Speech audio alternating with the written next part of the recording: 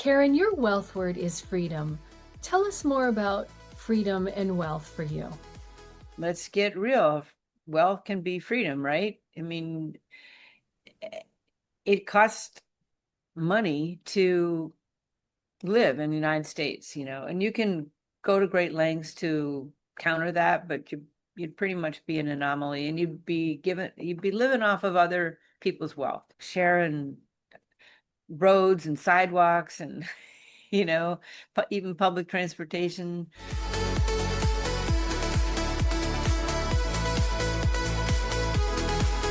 Growing up, I was a 60s baby, and there was a lot of I was born into that era where there was a lot of challenges for women of the status quo. We're really coming off the heels of some really powerful feminists. And I was raised thinking that feminists burn their bras. And can you say that word on and and that wasn't necessarily a good thing.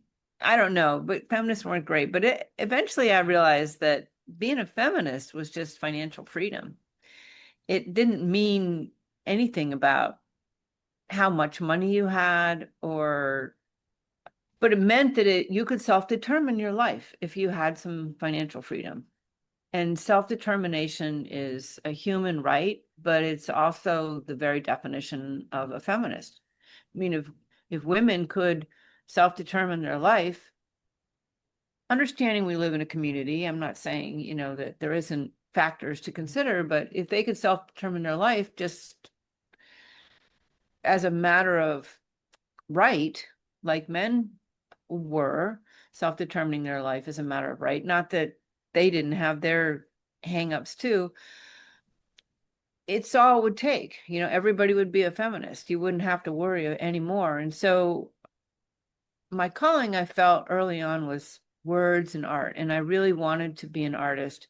That's what I went to school for, and I liked all kinds of art, but I knew I couldn't, my visions then were like me standing on a street trying to like sell some painting so that I could actually buy some food, and I hated that vision. And so I went into graphic arts and then eventually into advertising because I love, the whole visual communication. I mentioned that before, but I think that that led me down a path of really understanding business well, and I became a pretty good business person. And I also come from a family that tends to get into real estate. So I use that money to invest in real estate, and I use that money to invest in alternative wellness modalities for myself, which honestly saved my life. And I gave me my life, I should say that, saved me and gave me my life. And I still do today. I mean, I'm not promoting my path, but I don't have health insurance. And I I spend that $600 or $700 a month that would cost me to have it on massages and intuitive healers, people that actually help me, and I get a lot from it. And I feel good that I have a non-allopathic path, because before, when I'd go to a doctor, they would say, "You're crazy." And I'd go to the therapist and they'd say, "You're sick." This isn't working. It's been great for me to have the financial freedom to do that. So I used my advertising money to tap into the alternative wellness. I used it to tap into real estate. When at the time I became a full-time artist, sold my agency, I had enough rentals and small enough mortgage payments that I felt like, worst case scenario, if I had to mow lawns, I could make ends meet. So that was my barometer, I'm like, I don't care now, I'm just out.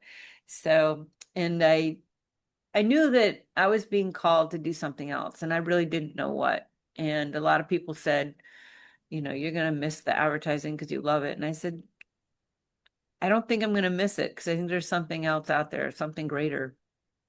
And really, it's all just been, I've just become one of those persons that doesn't have one skill. I have many skills. I have my business skills. I became a nutritional cook, to help myself, and I can teach other people all kinds of stuff about cooking to get the maximum nutrition out of food and eating. I have my whole wellness, hard knocks, degrees from teaching myself how to in working with intuitives and stuff to get better. And I have my art stuff, and I have a lot of organizational skills, and there's just been, it's really been an interesting journey to not have, one area that you focus on, but, many, many, and then knowing at any given time I might be called in yet another direction. So it's been quite an interesting journey, and really quite fun in the end. You had mentioned it, the vision of the artist on the corner selling paintings, and how many times you've seen those people who are extremely talented but haven't been discovered or found a place to display in a museum or in a gallery somewhere. Were you encouraged by your family or discouraged when they discovered it's like, oh, she's interested in the arts? Or was it just something that you were going to forge forth no matter what? My family didn't care what I did, to be honest with you. And my mom was really excited that I was going to college, and that was probably the extent of them giving a hoot. They were not paying for my college, so it wasn't like a discussion or anything. It was just like, yeah, I I applied, I went. I think I was just so, I was in such a family bubble that had their own, joys and extreme constrictions, but they didn't care what any of us did. We just, all of us, the four that went off to college, I don't think my parents cared. My dad was an architect, but he was not a school person. He never got his official, he had an associate's degree, but he never got his official architectural license. And I don't think he liked school. And he found it too. I probably had some of that spiritual nature of my dad, of, wanting to always see outside the box instead of inside the box. And my mom she was more, a business person, and she was probably more well-rounded, maybe like I am, but she just wanted me to go to college. She didn't care for what. So yeah, it wasn't a big deal. But it was a big deal to me to not to be feeling like I wasn't going to make any money. And my parents really didn't have a lot of money. A lot of our resources went to my brother, and and I honestly didn't have a financial support system at all. If somebody has a financial support system, they might not feel things the way I did or have the same vision I had. But, you know, when I first moved to DC, I had no money. I was sleeping on someone's couch.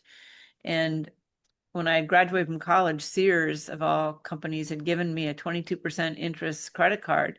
And Sears sold gas, they did car repairs, they they sold toothpaste. I mean, you could go there, and I racked up that Sears card till I could get a job. It was, little gratitude to Sears for just handing me a card, but 22%, it was like you'd make a payment on it and it barely touch the, I didn't rack up that much, but back then it was, they're very helpful to have a little credit card. And that even is financial freedom. The banks won't give you a loan, but the credit cards will give you these loans. And so a lot of us go for credit cards, to finance a lot of things. And growing up in a time of the feminism movement, Gloria Steinem, and all the things allowing you to become a female business owners. I mean, you think about from a financial piece that women couldn't sign their own loans, they couldn't buy cars and get credit cards without somebody else's name on it. What was your inspiration and your excitement when you actually got to open your own business? It was interesting because I was working for another company, and I exhausted my stay there, and it had been about 5 years. And I literally, again, didn't know what I was going to do, but I just gave my resignation. And I gave my resignation roughly the same month that the first Apple SE came out, the very first model of the computer. And I really liked Steve Jobs's philosophy about typography, because being in advertising, and visually oriented, we were so excited about all the Apple products. And because they understood the visual need for this computing to work. And I bought my first SE computer, and I quit my job, and I was working for a in-house agency that had a bunch of franchises, and one of the franchises called me up and said, "We come work for me because I really like working for you, and I know you're very talented." And I was like, "No." Then I called him back and I said, "Actually, if you let me work for myself, you'll be my first client." So I didn't even really have a break between, like, within a month I had my own first client and my own ad agency, and there was no planning. So isn't that kind of interesting how it goes? So very first office building I bought was, I was renting, and I shouldn't tell this story out loud, but I think things are divinely aligned, when if you're listening, that goes back to the original point. If you're listening, there's openings, and if, you need to take them when you take them. But I was in my office building I was renting, and I got this someone came to the door with a certified letter for my landlord, and I chose to open it knowing it was a federal crime. And it was a foreclosure notice on the building. And so I called my landlord, couldn't get a hold of her. I called the bank.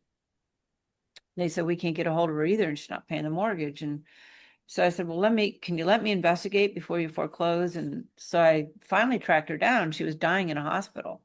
And so I asked her if I could buy the house from her instead of going through a foreclosure. And she said yes. So the bank drew up a no doc, no inspection residential loan on my commercial building. That was back when the predatory lending was like at its all time, but it wasn't for women. And they handed me the building. And just like that, I mean, with a mortgage, but it was a no doc mortgage because I had just started my ad agency. I didn't have like a huge track record yet of income. If I had not opened that letter, I would have not gotten a free loan from the bank that was at a good interest rate, and then once I had that building, everything else you could buy. They're like, "Oh, you already own a building, then you've already passed somebody's litmus test." But it's interesting. Yeah, I mean, oddly enough, years later, I got HUD and their predatory lending marketing campaign to work on to help stop that very thing that the banks were doing. I'm like, well, at least I benefited from it. It wasn't exactly predatory lending because they didn't give me a bad loan, but they basically didn't follow any of the rules and that they're supposed to follow. So that had to have been divine interference. So yeah, money, I'm not saying how much money you need, but if you wake up and you don't have enough to eat, you don't have enough shelter, or if you need to get out of your situation for any reason and you can't because you don't have any money, you know, that that's not freedom. So I'm And not saying you might need $10. I was a foster parent for years, and my kids would come to me like the thriftiest spenders in the world. You could give them $1 and they could buy like 10 things with it. But having that dollar, actually they would prefer the dollar if they actually earned it, and you would give them little things to do. They'd make their money and they'd be really happy. And it was real interesting to watch these kids who grew up without much at all, much less than I ever had. And they would they could do wonders with a little bit of money. And it was, you know, pretty phenomenal to watch. I'm like, you guys are better money managers than anyone I know. and what advice would you give for someone who is a creative looking for their own financial freedom, thinking about your path? I don't want to tell creatives that they actually have to get a job first, get a real paying job or start a real paying gig first, because there's a million ways to do it. Again, I would sort of meditate on it and get some divine guidance for yourself. There's there's so many ways that artists can tap into money, whether it's grants. I personally don't like to fill out grants, but some people are good at getting grants.